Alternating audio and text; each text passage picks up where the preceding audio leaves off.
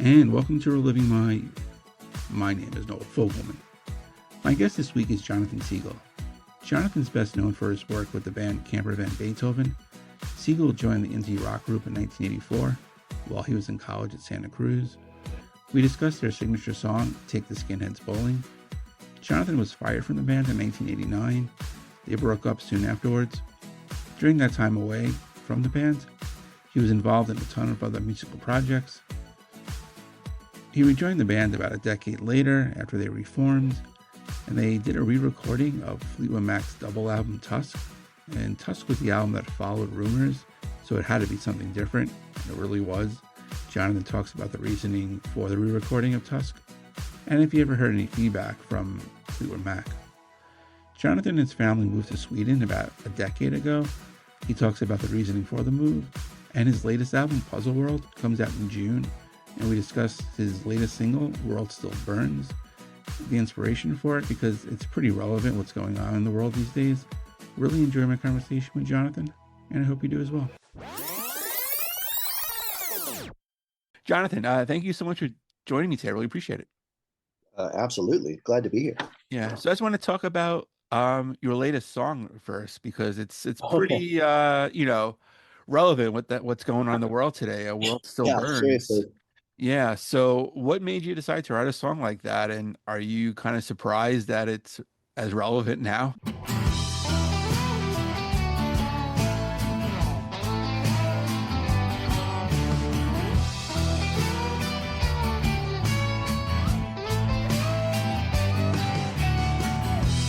Why would you want to be on the side that holds the gun when it's your own people in front of you? Why measure your success in how it hurts someone? What does that say about you? The bucket brigade is bringing water to the fire. You stand there with your cock in your hand. They're just trying to help. Why get in the way? I guess I'll never understand. And the world still burns. When do we learn? The world still burns. When do we learn? All armored up. Is that what makes you strong? Is that what makes you a man? Now your society is all falling apart. Why not help it while you can? Is it just control you want? Is that what quells your fear? I know the world can be a scary place. We're all in it together. We've got to find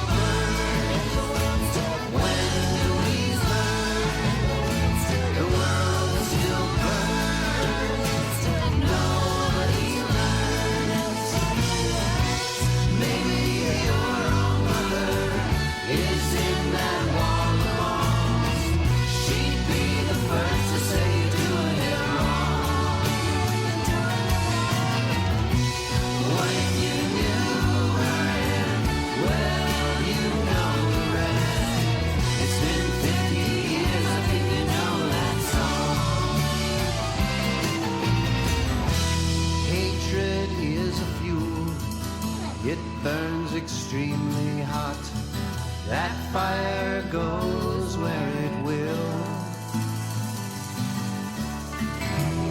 You may think you're safe as you spread it around, but it'll come back to bite your tail.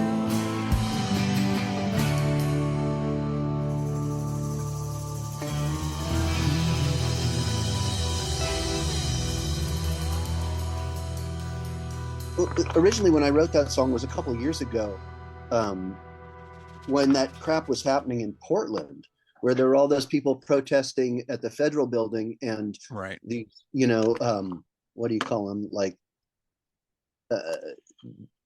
Proud Boys or whatever, Yeah. came in and wanted to fight, and they, and it was like, that's where like that line about the wall of moms comes from, because that was like, a bunch of moms got up there and they're just like, what are you gonna do?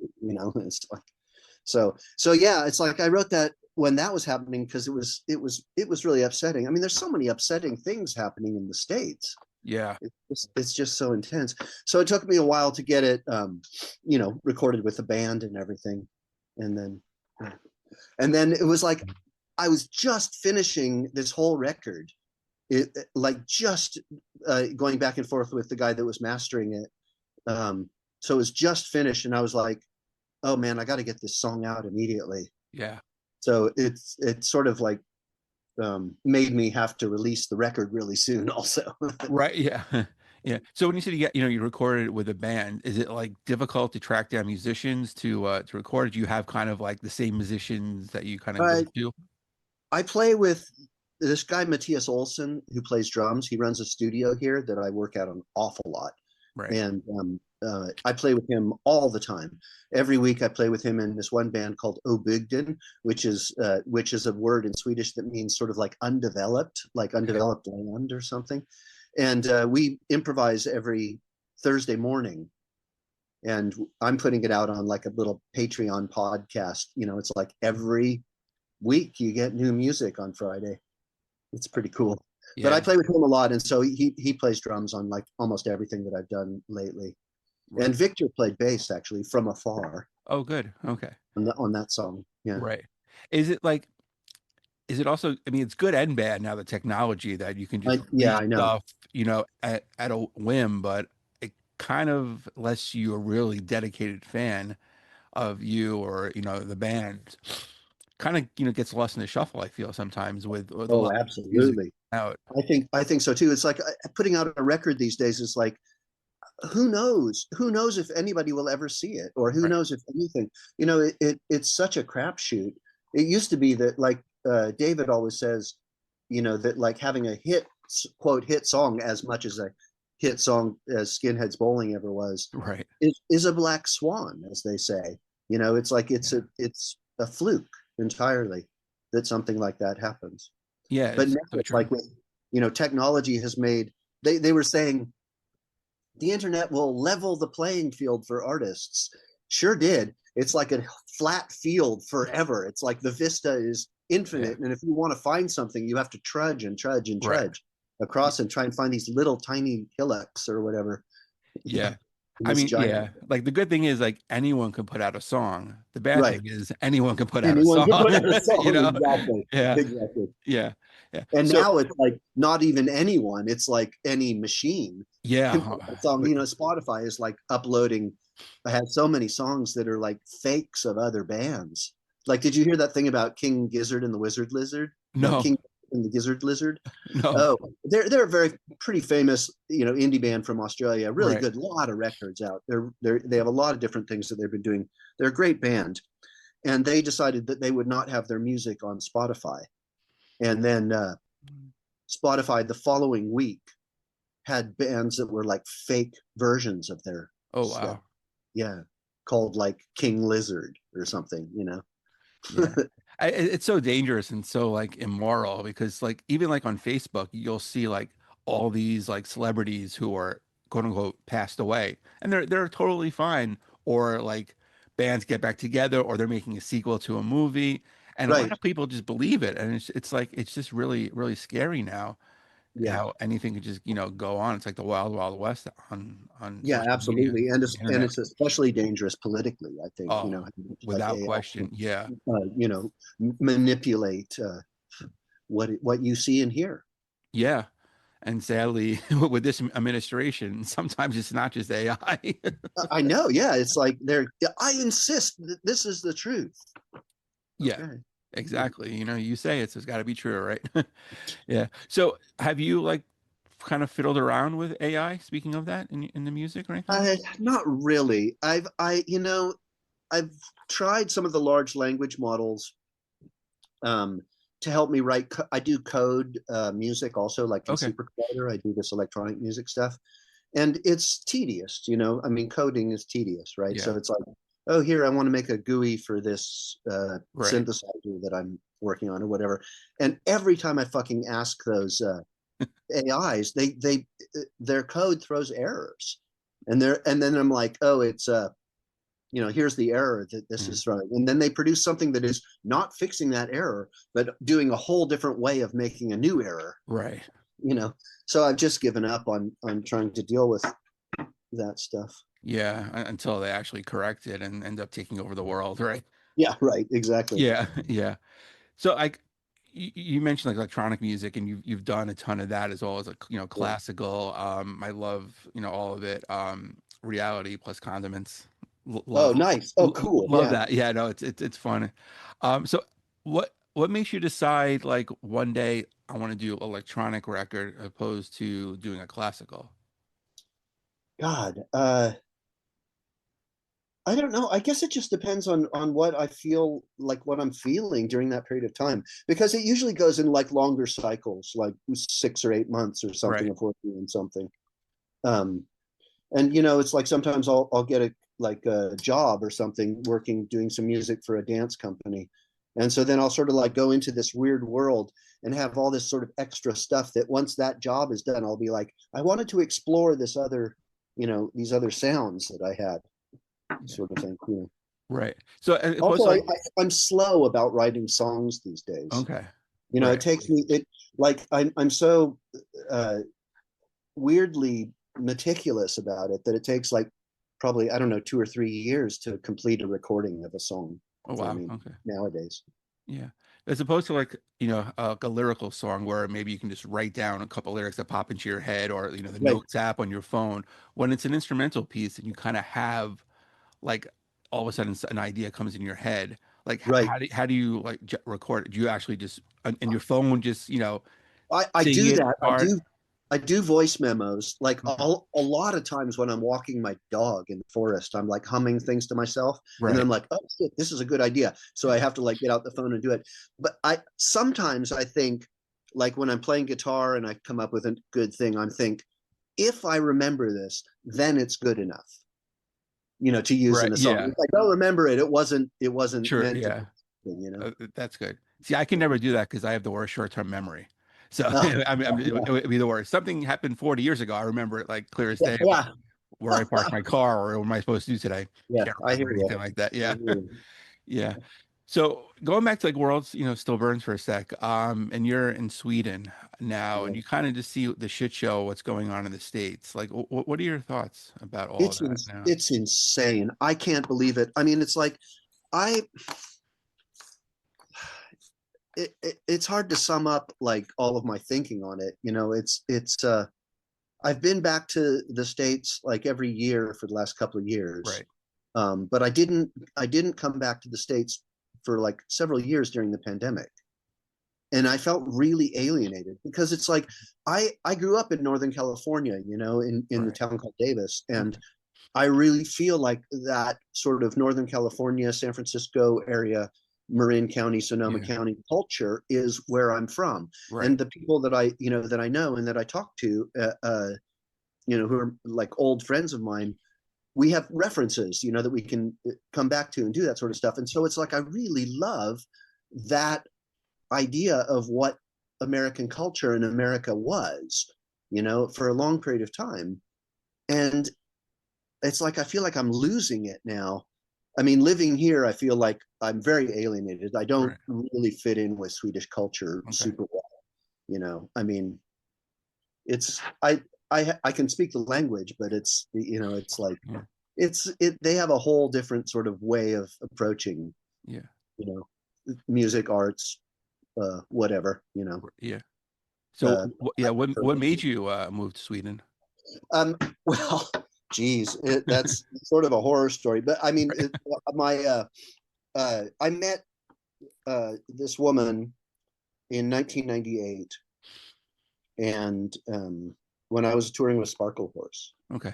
We met here in Stockholm, Right. and then we started corresponding, and then et cetera, and then we started meeting, and you Yeah. know, whenever I was in Europe, or she came to California, and then we got married in 2003, Okay. and then she moved out to California. We lived in Oakland for about 10 years, and then in this is the sequence of events.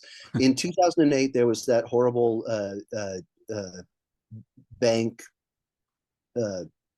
whatever the fuck happened, you know, thing with the economy.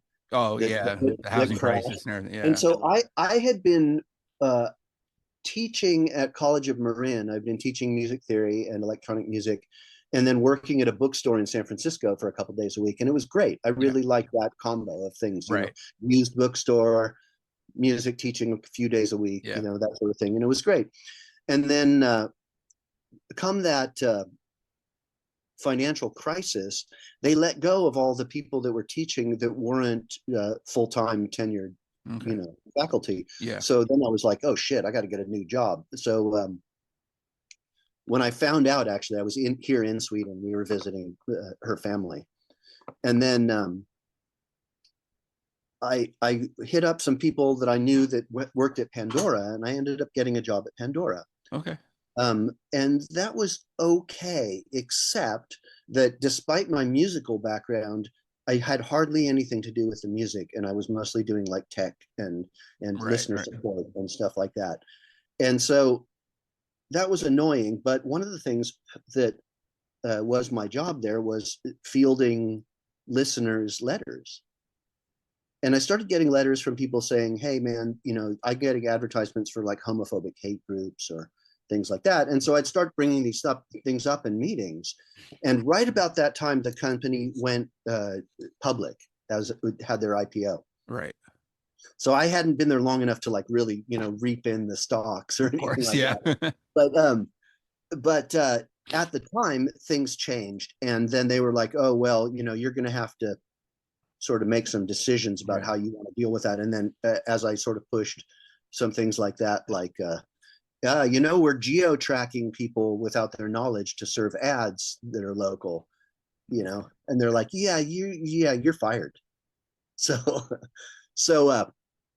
yeah, in 2012, I got fired, and then it was terrible. You know, I couldn't pay for the house. I couldn't, we had a 10-month-old baby, and my wife wasn't working because she was working at the Scandinavian school in San Francisco, and the amount of money that she would have earned would have paid for daycare. So it was like, well, just stay home. Why bother? Yeah. Yeah. So anyway, it was like, so we're sort of surviving on my salary. And then it was like, well, I got fired.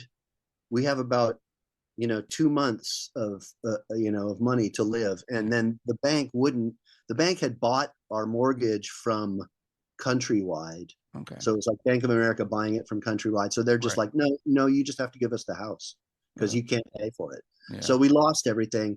And at that point, it was like, screw it, pack it up, spend the $3,000 for a shipping container, and have everything go to Sweden. So I moved here. Okay. And then my kid's been growing up here, and it's actually been really good, I think, for numerous reasons, like, you know, medical care. Yeah. The fact that I don't have to pay for nearly anything for my child. You know, it's like no medical, no dental.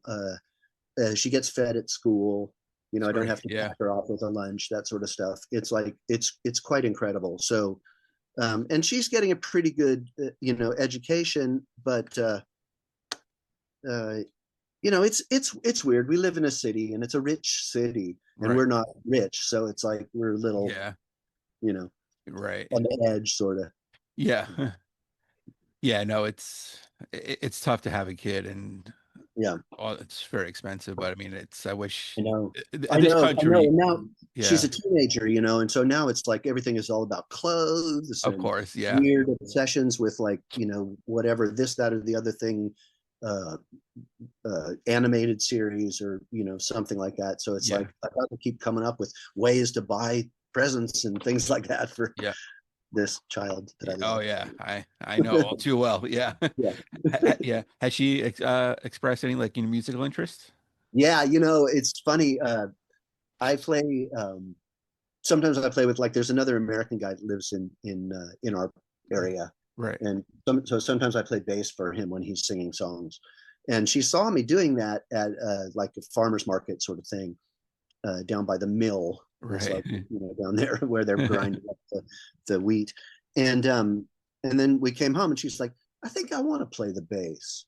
And I was like, Yeah. she had been like messing around with piano and stuff like that, but I was like, I just happen to have a short scale bass. Right. So sometimes when I'm sitting there noodling on the couch and I go and do something else, and then I come back in and she's picked up the bass and she's like there. Oh, that's So awesome. Yeah, yeah. that's great. So, and you play so many different instruments. Yeah. Yeah. So, what made you start with the violin? I started with the violin when I was 10, because I had a really good friend, Susanna Stein, who is now a classical musician in New York City. I'm not sure who she's playing with, but that's her job. Right. She's done forever. But so she played violin when we were 10, and she did a little performance for our class, and I was like, that is so cool. And she played Pop Goes the Weasel, and she did a little pizzicato for the pop, Right. And I was like, I want to play this instrument. So Yeah. that was when I started learning how to do it. Yeah. Wow. So, did you ever think that you'd be like playing violin in a rock band? No, I mean, I thought I'd be playing guitar in a rock Yeah. band, but yeah. I mean, because like when I was little, when I was like, 6, 7 years old, I remember doodling little hairy dudes with like Cousin It, Yeah. with like a top hat and an electric guitar sort of thing, Yeah. So I was always into electric guitars. Right. Yeah. So, out of all the instruments you play, which one do you feel more comfortable with? Well, it's either guitar or violin. I mean, Okay. like I play a lot of guitar these days, Yeah. so Yeah. or mandolin. I don't know. Okay. Yeah. Yeah. So when like Camper came about, how did you get involved in it? They had been playing like during the summer break uh, when I was at UCSC and David was at UCSC and Chris Mola, and then Victor came up in that fall. And I guess they had some. They had already had some songs that they were working on with a guy, David McDaniel, who was playing violin with them down in Redlands. And so when they came up to Santa Cruz, Chris Mola was like, I know a guy who's playing the violin, and he can probably do that. So they just saw me carrying it across the quad and went, hey, you want to play in a band? Yeah. What did you think of their music at first? Oh, that's cool. I like Yeah. it. I mean, at the time, it was funny because um, in Santa Cruz in the early 80s, there were a lot of people sort of discovering their roots, like I think a lot of people were becoming very disenfranchised with America and American Yeah. culture. So it's like, oh, I'm Irish, I'm going to play Irish music, or I'm Jewish, I'm going to play klezmer music, or whatever the hell. So there was all these sort of ethnic groups going on. And then, we had ethnomusicology classes in the, mixed in with the music theory and stuff like that.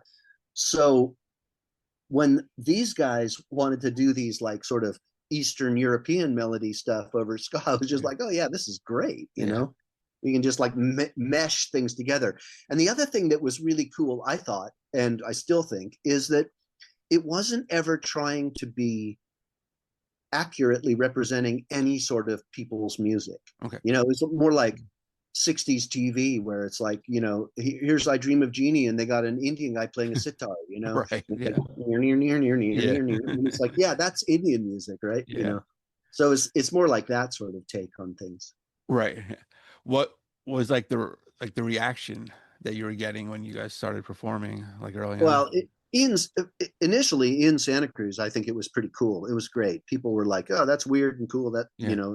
and so they liked us. But then when we started going up to San Francisco, it was weird at first. Yeah. I mean, for one thing, we were playing with a lot of punk rock bands. We played with like um, Dead Kennedys and Okay. Yeah.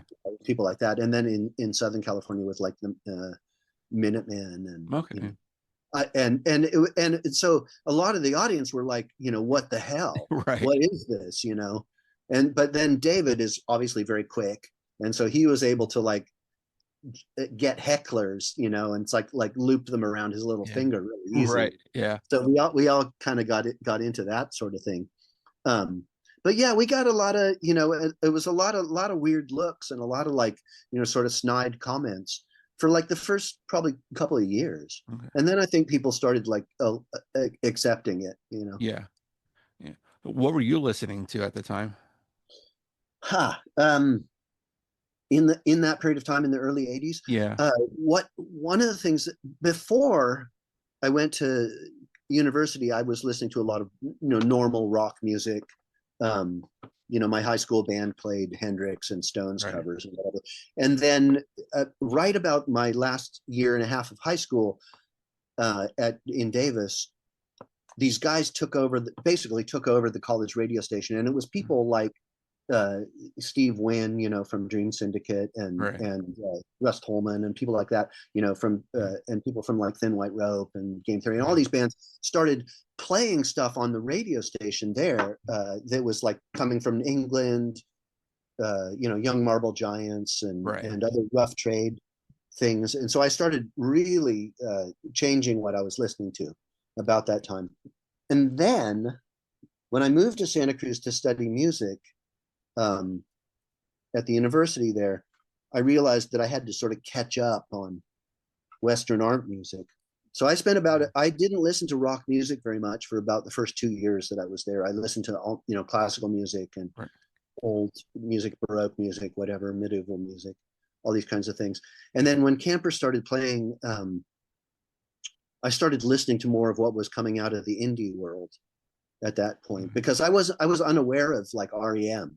Until like 1983 or 1984, even, because I wasn't paying attention at all, Yeah.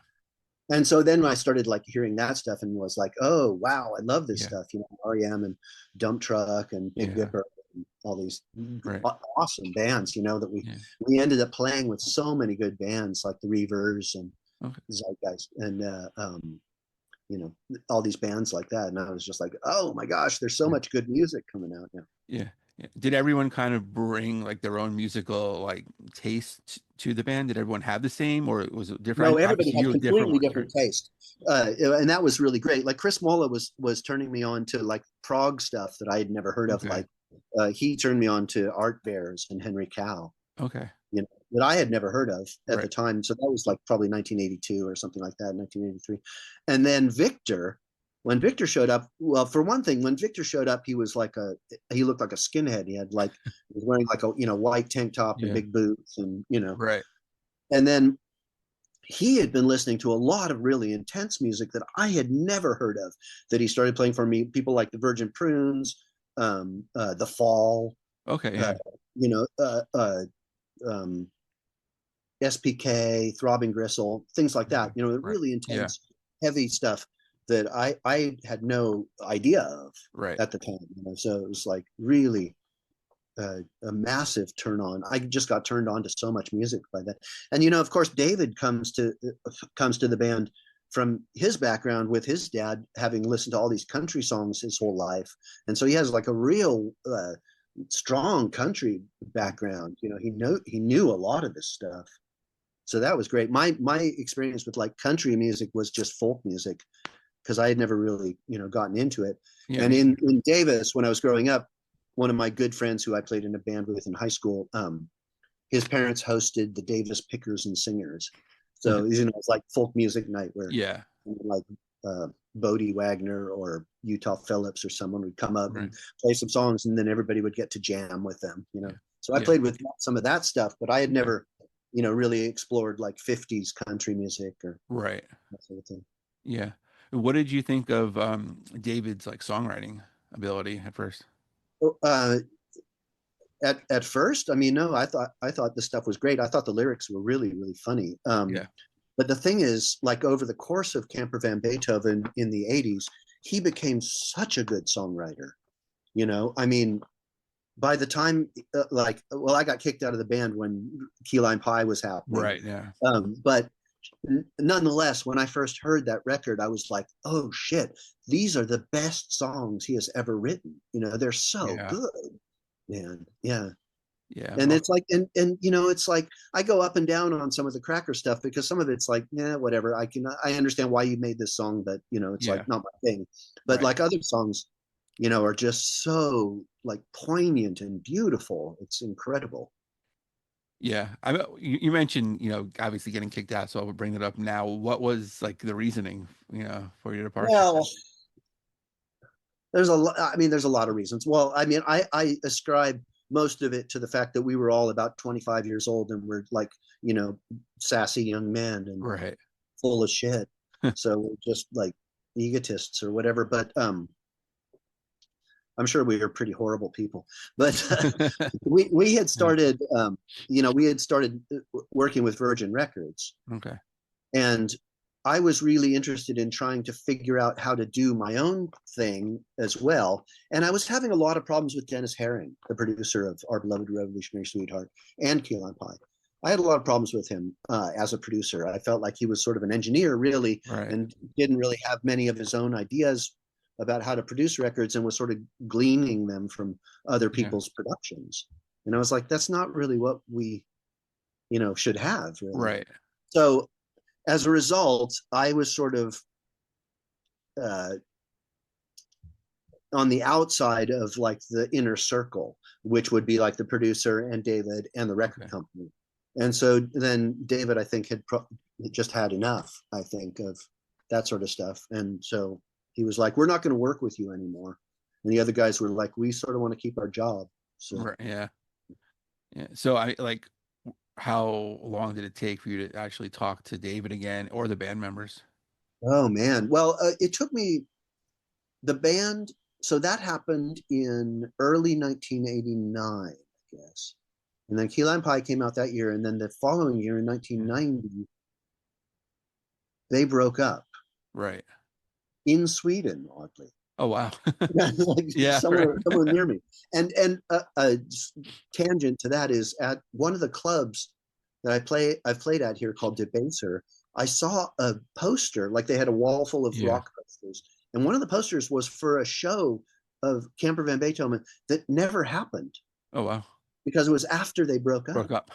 It was really weird, and I saw it on the wall. It's like, that is really weird. Yeah. But so then Victor called me from the plane, like from the Seattle airport or something on the way home. He's like, all right, we got to talk. I got a bottle of whiskey. I'm going to come over. We're going to hash it out. So it's like, Victor and I and Greg and Chris, I mean, they were playing in the Monks of Doom still. So I sort of tagged along with the Monks of Doom with my little band, Hieronymus Firebrain, for a part of a tour, and got to play with them a little bit. But I also played in Victor's band a little bit in the 90s.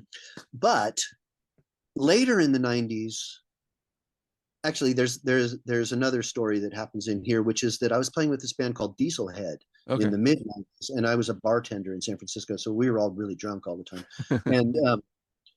And Cracker had played a show at the Fillmore, and they had called me and said, hey, we want to come see you playing with Dieselhead. And they came over and saw, and they were like, oh, this is really fun. Hey, great. I'm glad you're doing this sort of thing. And so a little bit later, probably 3 years later or something like that, when I had moved to Los Angeles, and I was doing film sound for a few years there. And David said, hey, Cracker's going to do a cover of White Riot that Camper used to do, the Clash song. Yeah. And, so you want to play the violin on this? So I was like, yeah, absolutely. So I went out and recorded that and hung out with him. And then he suggested to Mark Linkus to hire me to play in Sparkle Horse. So I started playing in Sparkle Horse in 1998. And I ended up seeing David quite a lot in Virginia because Mark was living in Virginia at the time. And then at one point in probably 1999, I guess Sparkle Horse was playing in Los Angeles at the Troubadour, and David came and we did All Her Favorite Fruit. And weirdly, that was the first time that I had ever played that song live. Oh, that's, yeah. Right, because it was with Sparkle Horse. Wow. Very strange. But after that, then we started like, hey, what if we got together and tried to like work on some, old things that were unfinished or whatever. And so like Victor and David and I would get to do some stuff. And so probably about 2000, 2001, we started actually working together again. Okay. And that brings me to Tusk, which, I mean, and I saw it coming up in Record Store Day. It's going to be released in vinyl in I'm April. so happy about that. Yeah, so that's awesome. I have to go get it. And that album for Fleetwood Mac, it's like they had so much pressure because that was right after Rumors. Right. So whatever they did, whether it was going to be good or not, was going to be a disappointment. Right. And they went a completely different direction, which is great. They wanted to make like another Rumors or Rumors 2. So, and there's a lot of not controversy, but like debate about when you guys recorded that album. Oh yeah, because we totally lied. We did it when we started getting back together in like 2000. Right. And we totally lied and said that we did it in 1987 when we were practicing and Chris had broken his arm, so we had to use a drum machine. Right. And then we like sent it to Spin and some other magazines as a white label saying it was a Strokes side project. Okay. At the time, I mean, I can't remember what else. We did all sorts of weird stuff like that. But yeah, it was all recorded, almost all recorded in Virginia in about 2000, 2001, maybe. Yeah. Because I know that like for instance, there's one of the songs, Honey High, I recorded with a charango standing on a street corner in Lima, Peru. Oh, wow. So I think that's got to be 2000, I think, that I was there. Okay. Yeah. Yeah. What made you guys decide to, cover that album? Well, I've wanted to do it forever, and there's all sorts of origin stories about this. Sunshine, who is a friend of ours from a long time ago, from the 80s, who worked at various labels and helped us out. There was this sort of group of people around the country who got set up in sort of a network, basically because of REM. Like when the REM was touring, they would be like, hey, you got to see these guys. And so it's like set up this whole network of people that were then really nice to other bands that were out touring. And so it's like, do you guys need a place to stay? Do you need to know where to eat in town, blah, blah, blah. And so Sunshine was one of these people. And she also had, no, I can't remember what this was. It was some idea where she was going to do a tribute record or a Fleetwood Mac tribute record, and it never came to fruition. And I was like, how about we do the whole Tusk, Right. I love Tusk. I thought it was the weirdest record because you have some songs on there that are so meticulous. Every Stevie Nicks track has a different reverb on her voice. It's like so meticulously done. And then the next song is like done in Lizzie Buckingham's bathroom or something. Right. Crazy. Yeah. Yeah. And like I said, they had to go in a different direction. So I'm glad they did, because it was bold. And in your version. I like the songs. I mean, it's like I like the song. Yeah. Did you ever hear any feedback regarding? Yeah, apparently. I mean, I don't know if you saw this, but like Victor had posted this thing where Lindsey Buckingham was saying, I can't believe they did this. This is really cool. Oh, wow. That's awesome. Yeah. That's awesome. Have you guys like thought about just covering another album front to back? Not there, just anyone in particular? I don't know. We haven't talked about it. What would we do? Pussy Galore did Exile on Main Street, I think, a long time ago as a cassette. But what other album could you do that with? I mean, it's like, it's got to be something that's like sort of weirdly cohesive. Yeah, exactly. Yeah, that's true. Have you guys thought about just doing another original album? I don't know if it's going to happen at this point. I think David's, he's like, he's like the linchpin of Camper Van Right. Beethoven, basically. Yeah. And Cracker is taking up a lot of his time, and also he's teaching. Okay. So he teaches at University of Georgia, and so I'm not sure if he's really willing to spend the time or effort to Yeah. put into, and I mean, Chris lives in Australia. I live in Sweden. Victor Right. lives in Portland. Yeah, Greg lives in exactly. Santa It's Cruz. yeah. David lives in Athens, Georgia. It's sort of insane. Right. Yeah, exactly. I mean, you have the technology to do it, but you'd rather Right. be in the room just to record the Yeah. whole thing Oh together. yeah. Oh yeah. Yeah. I was going to say, about that, like, technological recording from afar. It's interesting, and you can do it. But I think one of the things that gets lost is that musicianship that happens together in the room, Right. and especially because if you're going to be passing tracks back and forth across the world, people have to use a click track. Yeah. So it's like automatically the metronome is like, okay, Right. our song is in tempo. Yeah. It's not, there's no push and pull anymore. Yeah. Yeah. What did you think of Take the Skinheads Bowling the first time you read the lyrics?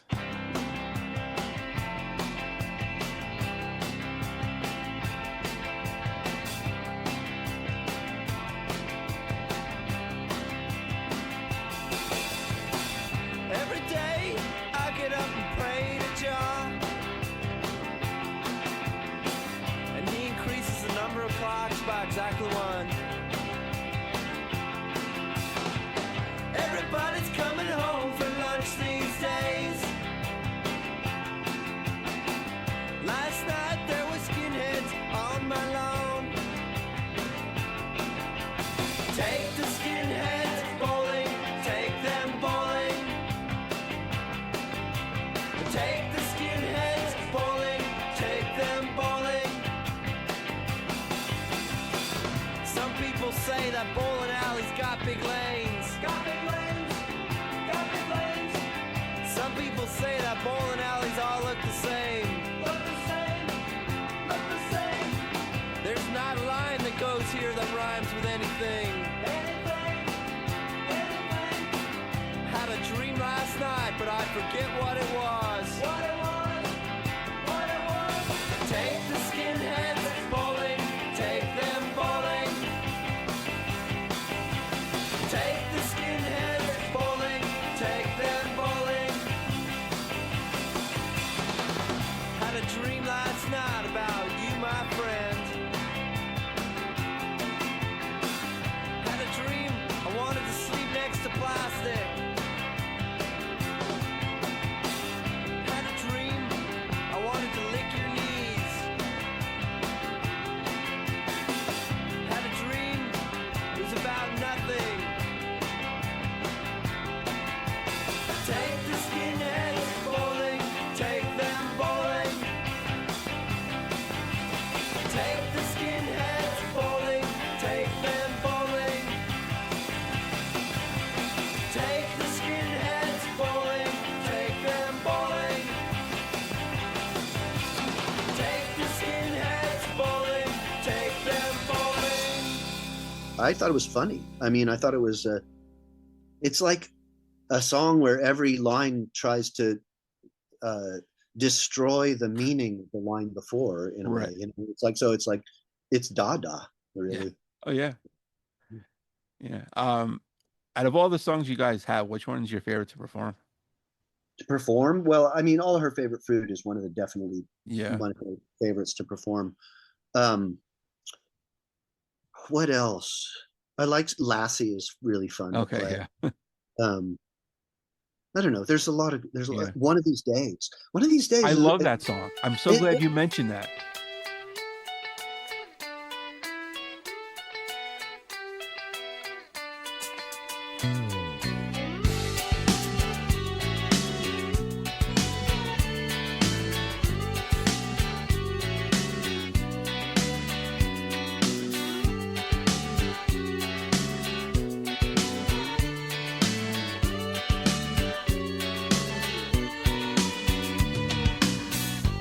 One of these days, when you figure it all out, well, be sure to let me know.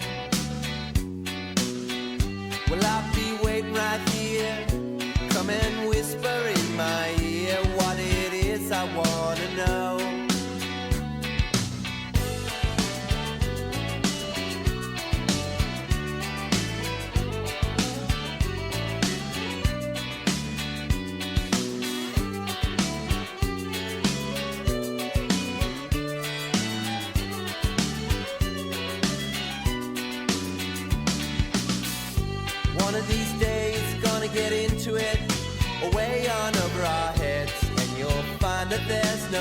place to hide.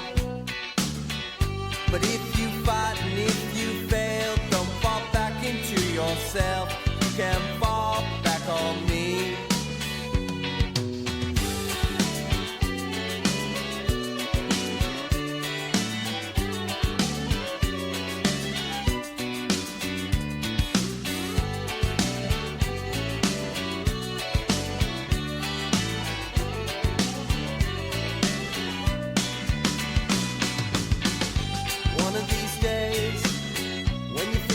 Figure it all out.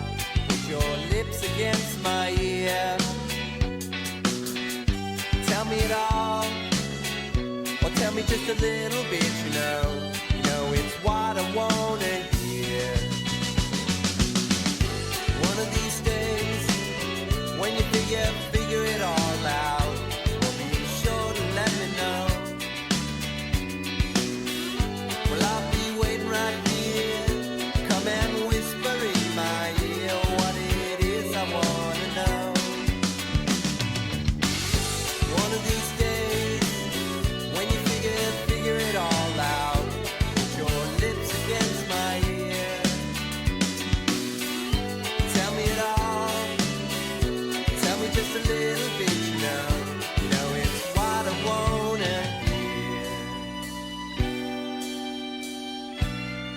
It's a really weird thing because it's one of those songs that occasionally when I'm playing it, and this has happened to me on stage before, I get like flashes of memories from places like that I've been in my life. Right. You know, where it's like, oh, what does that have to? How did that happen? Yeah. You know, it's like here I am playing this violin line, and suddenly it's like, what? Yeah. What? Yeah. No, that's my favorite song by the band. That's a great song. Oh, I love that song. So I'm so glad you mentioned that. Yeah. Yeah. So was it ever weird like playing any of those songs from Key Lime Pie at first? No, I mean, it's like I worked on, I mean, yes and no, I guess I should say. I worked on the demos for several of them, but not all of them. Right. And so I was sort of familiar with several of the songs. And of course, you know, we'd been playing Matchstick Men and Flowers for several years already at that point. Right. It was recorded. But in 2008, I think we were making a greatest hits package called Popular Songs of Great Enduring Strength and Beauty. Right. And on it, we couldn't use the Virgin recordings because we didn't have rights to the performances. So we re-recorded the songs from like Aya Fatima and God, what else is on it? I can't remember. From Our Beloved Revolutionary Sweetheart, and we recorded several songs like Lottery and All Her Favorite Fruit from Key Lime Pie. And so I had to try to learn exactly how it was played on the record. Wow. And Okay. it was really hard for me Yeah. to do it. You know, it's like I have my own way of playing. I'm not like a really, you know, strict player or classical player. I'm not that great at violin. So it's like, you know, some of the stuff that was played by Don Lax on that record is really quite amazing. And, you know, he does a lot of like really high double stops and it's like, I gotta learn how to do this. So that was very hard for me. But then we did some shows where we were going to play the entire record. And so I figured out ways of doing it, like of playing the songs that I didn't know so well, you know, ways that I could pull it off. And like even now, I don't know, like when we play All Her Favorite Fruit, it's like some combination of like the way that I did it initially on the demo and the way that he did it on the recordings. So it's neither of those things anymore. Right. Really. Yeah. Can you get away with like obviously not playing it exactly that way? Because I mean, you're in like a ska band, you're in like a rock band playing violin as opposed to being like in a symphony or something. Yeah. But I mean, it was weird. Like for those recordings, we tried to get it to be exact. Yeah. Just because it was like, you know, redoing the hit song for a hit record, for a hits compilation or whatever. Yeah. Then it's not like, you know, K-Tel. Right. You know, by the what are they called? You know, the Tiger Beats playing right. or whatever. Yeah. But but yeah, I mean, it's like now I have like the more we play it, it's a Camper. One of the things that's funny about Camper is that Greg really solidifies what he's playing, so that like he knows exactly what he's going to do and he plays it like perfectly, you know. And I never know what I'm going to do. You know, I can't, I can barely play these songs the same way night after night Right. because I'm not that kind of musician, I guess. Yeah. But it's a funny trick, you know, because like there are songs like Mal, for instance, Right. very simple melody, or Skinheads Bowling, you know, it's like it's relatively simple, but it's like every time we play it, I think I'm going to do it perfectly this time, and I never do it perfectly. Yeah. Right. Right. Yeah. Yeah. Have you ever thought of like doing like electronic album of like camper songs? Oh, I don't know. I haven't. That's a great idea. Yeah. That would be really funny. All right, cool. Yeah, just give me a credit for that. I'll be right. Yeah, yeah, okay. Yeah. Yeah, Yeah. the techno version. Yeah, That'd be great. exactly. Yeah. Yeah. I also love Shitty Nuggets.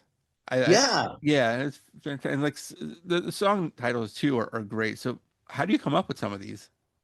You know, okay, so Shitty Nuggets, I mean, it's called Shitty Nuggets because they're nuggets, but they're not like gold. Yeah. They're not going to go gold.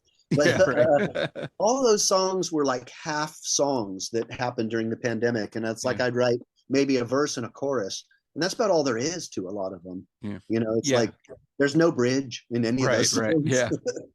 So it was like finishing that was just something like, okay, the pandemic is over.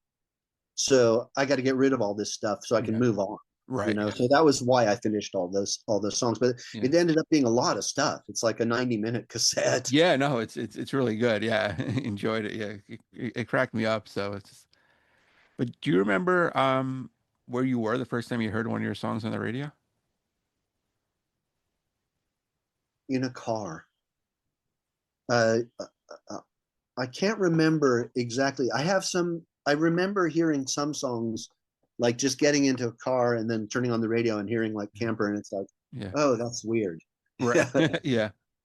But what's weirder is like if you're listening to the radio and one of the songs comes on and you're like, God, I know this. Who is this? It's like, oh yeah, it's me. Yeah. Oh wait, yeah, that's me. Yeah. Yeah, right. I mean, I'd imagine because like your music isn't conducive to hearing it in like a store, I'd imagine, right? Right. Yeah. You but never know. Yeah. Have you ever like No, I haven't. I didn't think mean, so. Yeah. It's not like that you're would going be in really and good. hearing But I like, hear that like, you know, there's so much of that like, you know, 90s alt rock that's being Yeah. put on in stores now, and so who knows? right. Yeah. You ever like go in and you hear Cracker play? Yeah, I think Yeah. I have heard Cracker in like Yeah. background music. Right. Yeah. And you guys like had a double bill before, right? Where he performs in both Camper Oh and yeah, Cracker, right? quite often we Yeah. did that with Camper and Cracker, and it's incredible. I mean, that guy can sing for like fucking 3 hours or It's 4 hours. crazy. Yeah. Wow, Yeah. I could never do that. That's crazy. That's incredible. Yeah. Incredible. Yeah. There you go. That's a great title for a song or an Yeah. album. Yeah. Yeah. But Jonathan, I really appreciate your time today. That this was fantastic. And hopefully you guys, come back and perform Yeah, I over the mean, States, especially New York, and that'd be awesome yeah, to see you guys. never say never. And it's like we're still alive. All of us are still alive, so Yeah. that's a plus. Right. Exactly. And you have a new album coming out soon, right? Yeah, Puzzle in World? June it'll be out. Awesome. It's called Puzzle World. Okay. Yeah. Awesome. And we're also Still Burns is going to be on that. Yeah, yeah. All right. Cool. So And- I mean, hopefully that song won't be relevant anymore. yeah, I know. Fingers I know. crossed. Yeah. All right. Thanks a lot. Thank you. I really appreciate it.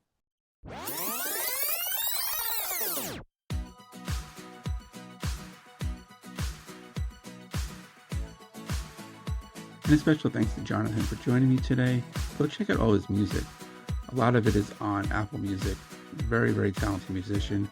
And don't forget about his latest album, Puzzle World, that comes out in June. You can check out jonathансegel.com for more information. And if you have a guest suggestion, hit me up on X, formerly Twitter, at @thefirstknoll19. Be sure to like the page Look at My Youth on Facebook. Go to iTunes, check out all the past episodes we've had. While you're there, please rate and review the show. I'd really appreciate it. Don't have iTunes? Not a problem. Shows on SoundCloud, Spotify, Podbean, Amazon Music, YouTube, basically wherever you can find a podcast. A new episode will come out soon. Stay safe, everybody. We'll see you then.